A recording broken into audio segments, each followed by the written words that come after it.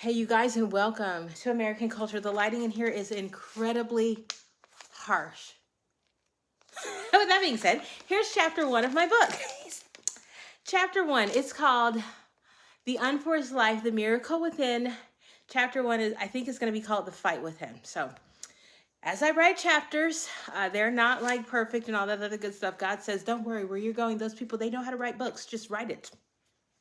And so I'm writing this mainly for somebody who's kind of like at that same spot. It's like you don't have to have it perfected. You just have to be like, you just have to have it. It's like you just have to have the ingredients and take them to the people who know how to bake the cake, sweetie.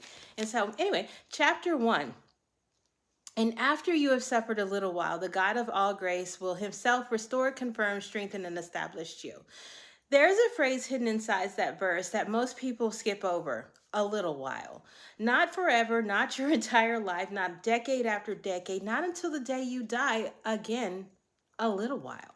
Yet many of us have become so familiar with suffering that we no longer see it as temporary. We decorate it. We build identities around it. We write life stories that revolve around it. We become so accustomed to surviving that the suffering that we forget that we were created to live somewhere along the way. And somewhere along the way, that suffering stopped being a season and became a lifestyle. That's a hard pill to swallow. And truth be told, most of us don't. Most of us never swallow, and thus most of us never fully process or allow ourselves to process the suffering to the point that we can actually gain meaning, understanding, reason, and potential from it. Think about it. When was the last time you truly sat and allowed the suffering of the day to digest? You don't.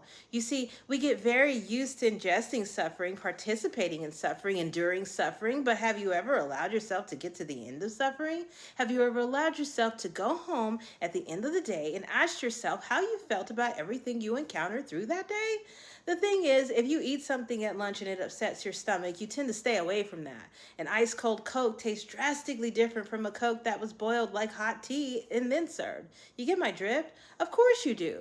When it comes to the food, we carry expectations and do our best to enjoy it as it is meant to be enjoyed. And when we ingest something that is off, we ask why. If it makes us ill, most of us make a mental note to avoid something that might cause us harm and discomfort. Why then do you take in ingest jobs, people, and circumstances that do the same? Jobs, people, and circumstances that literally make you sick and make your experiences incredibly difficult to digest. Surprisingly enough, you do indeed ask yourself the hard questions every day, yet you never allow yourself to find the answer. And even when you do find the answer, you pretend it doesn't matter. We've all had those long conversations with ourselves in the car on our morning drive to work. For example, when is the last time you found yourself wondering why you're still in this dead-end job? How come you're still pouring into friends and family who don't pour into you? How come you start a project but never finish it? As humans, we sit in the wonder pretty much all day, and that wonder then becomes our state of being. The question of why becomes the foundation of our experience that we never seem to get a clear resolution to.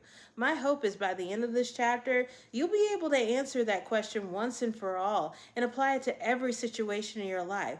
Why do I allow myself to suffer far beyond what is required for me to gain the lesson? The fight within.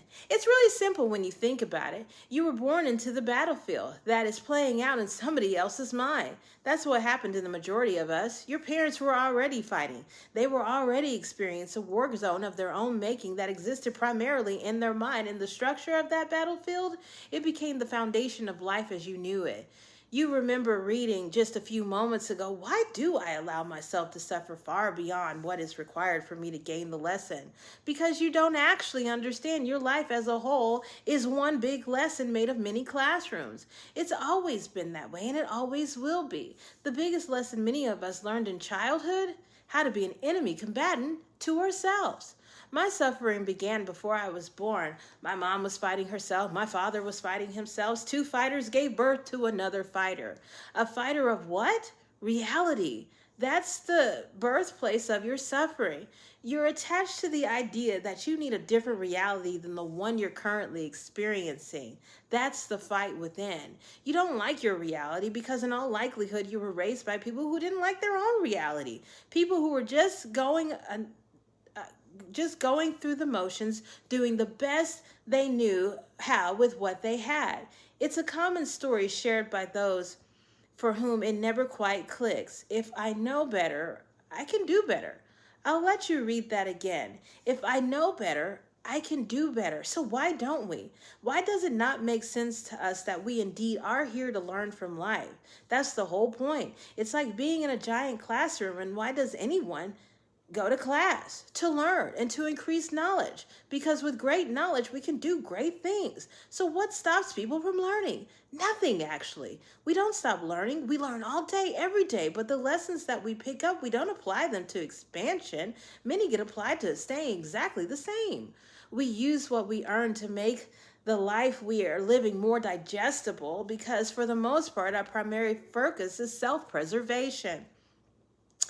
There is a part of you that has been in situations and circumstances where you understand this is not how things are supposed to go. You shouldn't have to put up with this kind of disrespect, inconsideration, hurt, pain, trauma, but you do. Eventually, you find yourself living inside a reality you don't like. First, it's uncomfortable, then it becomes a fight to be heard, a fight to fit in, a fight to be invisible, and so forth. Every interaction is some type of battle, with your greatest weapon being knowledge. In some cases, you become the person who gives no fucks. I wrote that. Who gives no fucks with what you've earned to carry hardness, and you've learned to carry hardness on the exterior. In others, you learn to shrink yourself because sticking out makes you a target. We use knowledge, the knowledge we gain, in order to continue enduring a life we don't like. We do this in order to spare ourselves. Remember what I said about lunch earlier? You eat something that makes you sick, you avoid it. Rarely would you give a hot tuna sandwich the opportunity to give you the runs again. But the job makes you sick and you stay. The family, the friends, all cause trauma, but you keep going back for more. You wouldn't take an antibiotic before biting into a sandwich. You would just stop eating that sandwich. You wouldn't give yourself the opportunity to experience that kind of pain. And in some ways, that's what you think knowledge does for you. It's the antibiotic before the sandwich. It's what you use to minimize the damage, lessen the pain, so you can make it through yet one more day of crap you don't like. Thus, the fight wages on. You do just as your parents did. You do the best you can with what you know. And just like any other good soldier, you learn rather quickly how to avoid injury, how to avoid pain, and how to push through the suffering. The war started with pain. Pain is inevitable. Every person will lose something. Every person will watch a dream collapse, bury a loved one, experience rejection, disappointment, and uncertainty. Pain belongs to the human experience. Suffering is something different. Like I said, suffering begins the moment we start arguing with reality, the moment we insist, even in a smallish measurement, that what has happened should not have happened. There is a part of you that knows you have been mistreated. It can be as simple as you doing something nice for others and getting no recognition for it. There's a part of you that knows when you're being dismissed, disrespected, unloved, and more. There's a part of you that knows it shouldn't be like that. Family should love you. Management should care for your concerns. And when they don't, again, that war begins. Most people never realize that they're fighting reality itself. They think they're fighting their boss, their spouse, their parents, their finances, their health, their circumstances. Yet underneath every battle is the same resistance, a refusal to accept what already exists. This is how your parents are. Be it unemotional, non-supportive, this is how your boss is, egotistical and rude. That friend can't be trusted. And while you have adopted measures to deal with all these individuals so you could show up and be cordial, get the job done, be a good child, support individuals like your friends, supportive friends, you still haven't accepted it. Acceptance is not approval. Acceptance is not surrendering your dreams and expectations, lowering your standards. Acceptance is not saying that injustice is good or that pain is desirable. Acceptance is simply the willingness to stop arguing with the fact that something is already here. An established system of how other people, places, and things function is already in place. You're here to be a part of that system, a player in the game, so to speak, not the designer of it. The war of pain and suffering begins the moment you need reality to be different so that you can be different. It ends when you can finally identify that as one of the biggest lies that you've ever told yourself and allowed you to live. You don't need reality to bend to your will, nor does reality need your permission to exist that is, as is. Acceptance is what changes. I don't like this, and I must do all I can to make me comfortable as I suffer here to simply it is what it is. So basically when you accept stuff, you just kind of get to the point and this is how you are. This is how you are, mom, dad, family, friends, it's job, it's Buckle up, ladies and gentlemen. We're about to take a very deep dive on the Magic School Bus with your teacher, Miss Oliver. Get the reference for those of you who are 90s babies, Miss Frizzle, Magic School Bus. I digress. Now back to the book. I want you to read that last line again. The war ends when reality no longer needs your permission to exist. When I say that reality doesn't need your permission to exist, I don't mean that reality is indifferent to your desires. I mean that reality is not obligated to conform to them. Most of the suffering highlighted in this chapter begins with a hidden assumption that nobody realizes they're carrying. This assumption is this: if I do everything right, reality should reward me. It sounds reasonable. In fact, it sounds so reasonable that most of us build our entire lives around it. Work hard and life should work out. Love people and they should love you back. Tell the truth and you should be believed. Pray faithfully and God should answer exactly as requested, but reality has never agreed to those terms. Reality does not negotiate. Reality does not sign contracts. Reality simply is. Yet many of us spend years trying to force reality to perform for us. Why? Because performance is often the only language we know. Many of us were raised to believe that values must be earned, love must be earned, attention must be earned, belonging must be earned. We learned to perform, then we unknowingly extend that same relationship to life itself.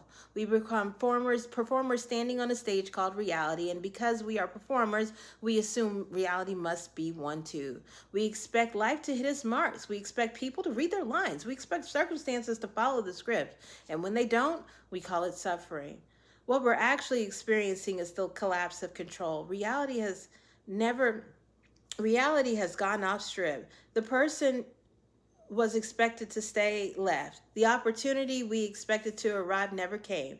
The future we imagined refused to materialize. I laugh because I've had that moment. Like I didn't write this myself. Yeah, definitely been there. Reality looked out at our script and said, no, the ego cannot tolerate this. The ego survives on prediction, control, and certainty. It constantly whispers life would finally be okay if reality would just corroborate, but reality never corroborates with illusion. Reality only corroborates with truth.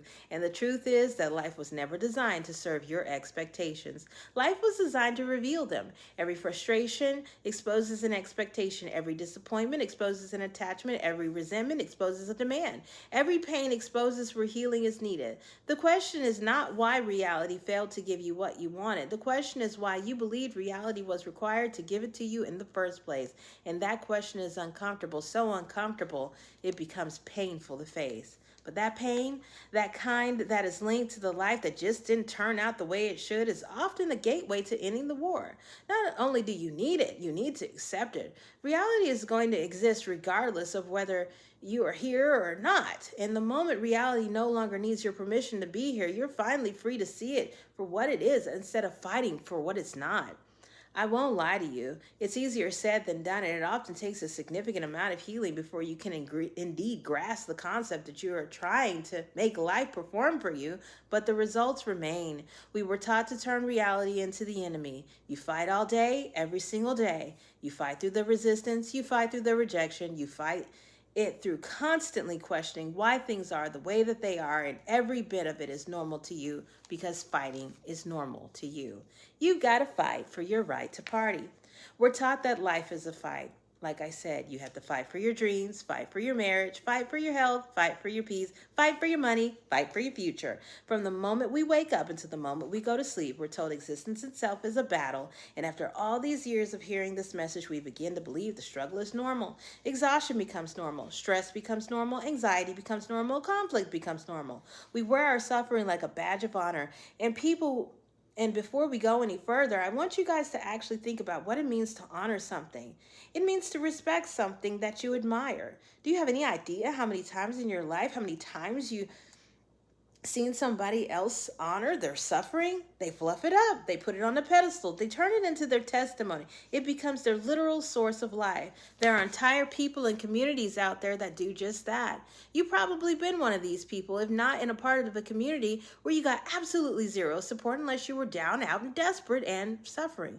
Everybody shows up for the illness, the unexpected firing, the hard breakup. We glorify it with our sympathy and empathy. We put it up on high, so high that if you take note of some of the times you felt most supported in your life, it wasn't when you were living the dream, it was when things turned into a nightmare. And when others showed up to comfort you during that nightmare, we called it love. The person working 80 hours a week is applauded. The person running themselves into the ground is called dedicated. The person carrying burdens that they were never meant to carry is called strong. But what if strength isn't found in how much suffering you can endure? What if strength is found in knowing when to stop? The question changed.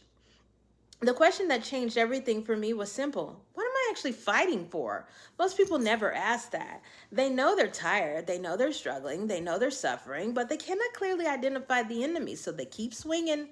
They fight circumstances, they fight people, they fight memories, they fight themselves. Sometimes they even fight God.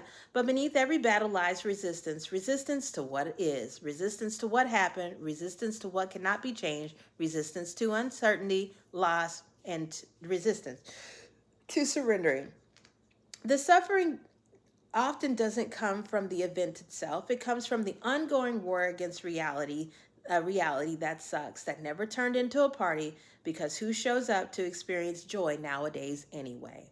Pain, it has a tendency to arrive uninvited. Suffering stays because we keep fighting, like I said, what already is. But I want you to remember, wars don't last forever, and they end in one of three ways. Someone surrenders, someone stops resisting, someone acknowledges defeat. The battle cannot continue once one side lays down the weapons. Once a part of you says, I'm not going to use my knowledge to stay here. I'm going to use my knowledge so that I may know better, thus I can do better. The same principle applies to suffering. As long as resistance remains, the war continues. As long as the fight continues, the suffering continues. This doesn't mean becoming passive. It doesn't mean approving what hurt you. It doesn't mean pretending like everything's okay. It means recognizing that endless resistance to reality does indeed have a cause. Every moment spent fighting what already exists is energy that cannot be used to create something new. That's the real reason why you're here. To have an impact on reality by doing something else, doing something productive, doing something regardless. By now, I hope you picked up on the secret. Suffering is not automatically a byproduct of existence. It's more often the evidence of an ongoing battle within.